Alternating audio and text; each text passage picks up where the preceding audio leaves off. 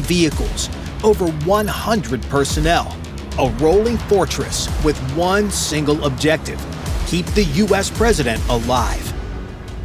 At the heart of this convoy sits a vehicle that looks like a luxury limousine but functions like a bunker.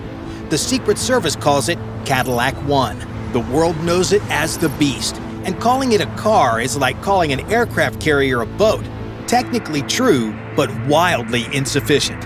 The Beast cost $1.5 million and weighs 20,000 pounds. That's the same weight as 50 grizzly bears. Except this predator was designed to protect, not attack. Every Secret Service agent must survive a brutal 5-day defensive driving course just to get near government vehicles.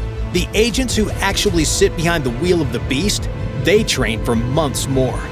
Watch as the president descends those Air Force One stairs. Secret Service agents have already taken their positions, each one watching a specific angle, creating overlapping fields of view with no blind spots. He reaches the bottom, and now comes the moment that foreign intelligence agencies have spent millions trying to predict. Which vehicle door opens?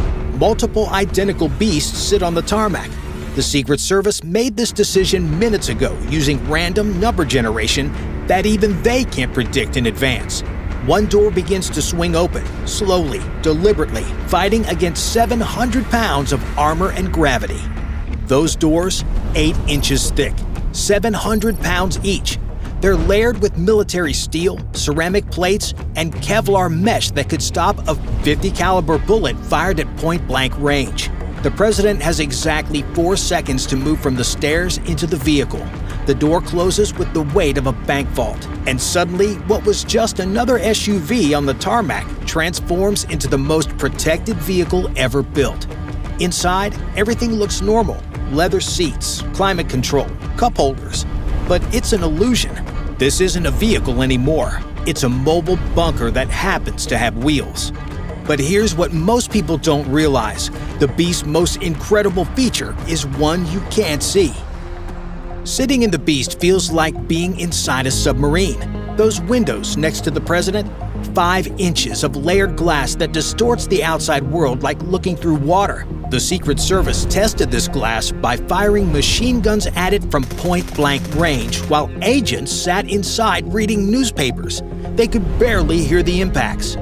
The cabin is completely sealed from the outside world.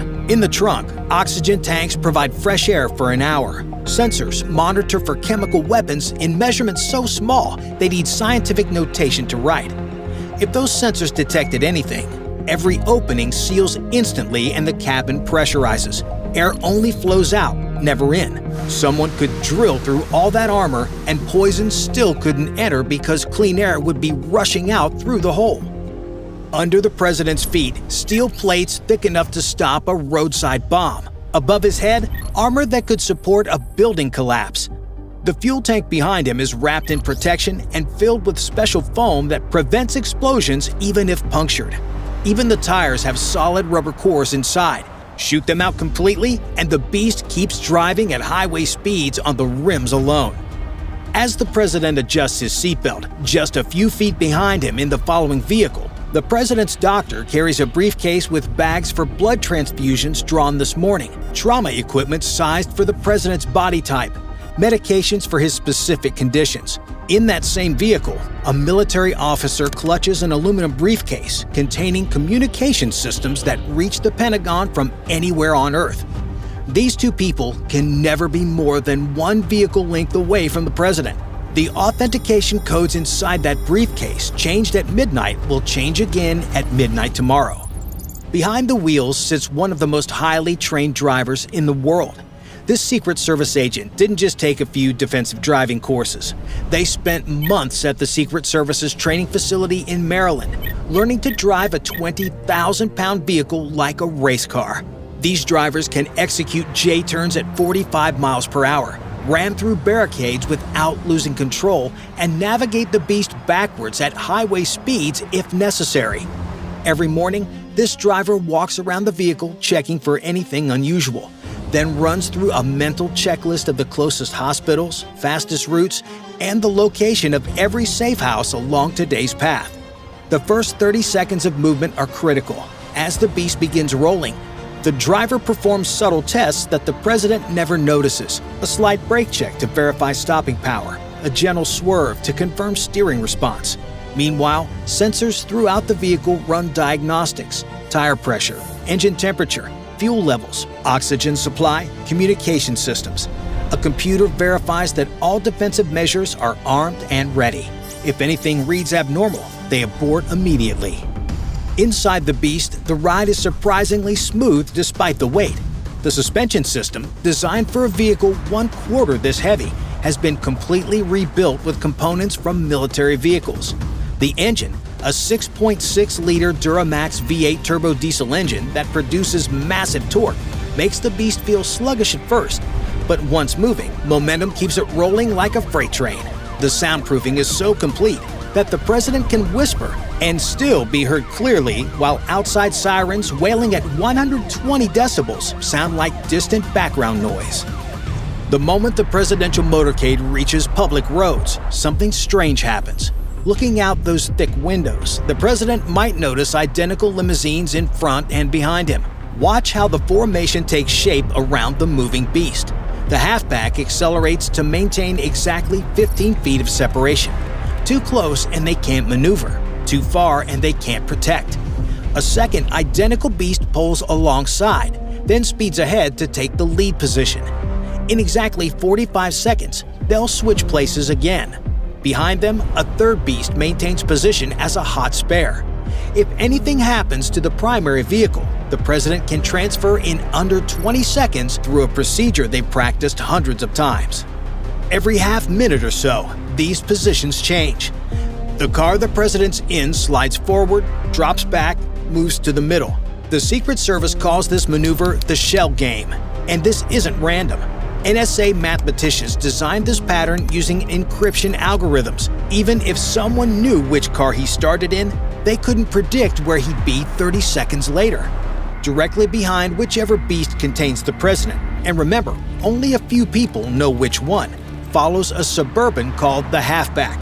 The entire front of this vehicle is a battering ram enforced with steel beams running through its frame.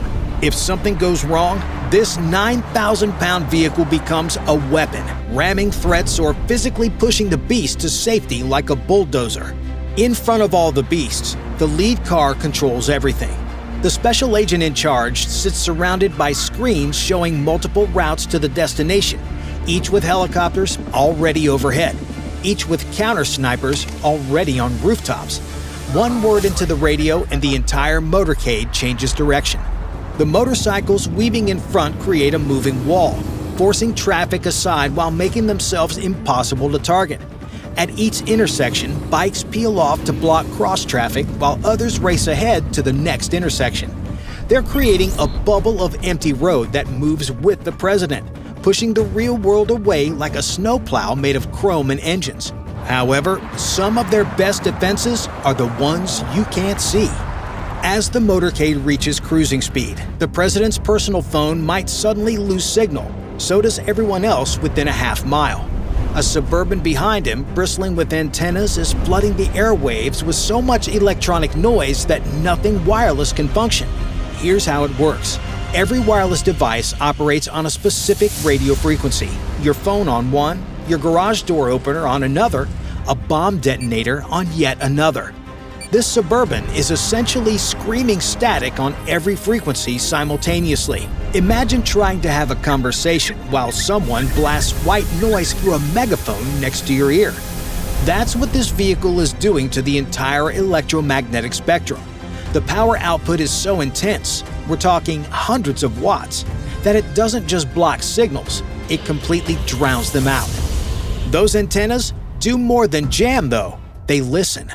They're searching for the electronic signature of weapons warming up, drones approaching, phones trying desperately to send signals through interference. The vehicle is essentially a mobile signet station, signals intelligence, constantly analyzing every electronic emission within a mile radius. It can tell the difference between a kid's RC car and a weaponized drone, between someone's Android trying to connect them to Instagram and a phone trying to trigger something more sinister.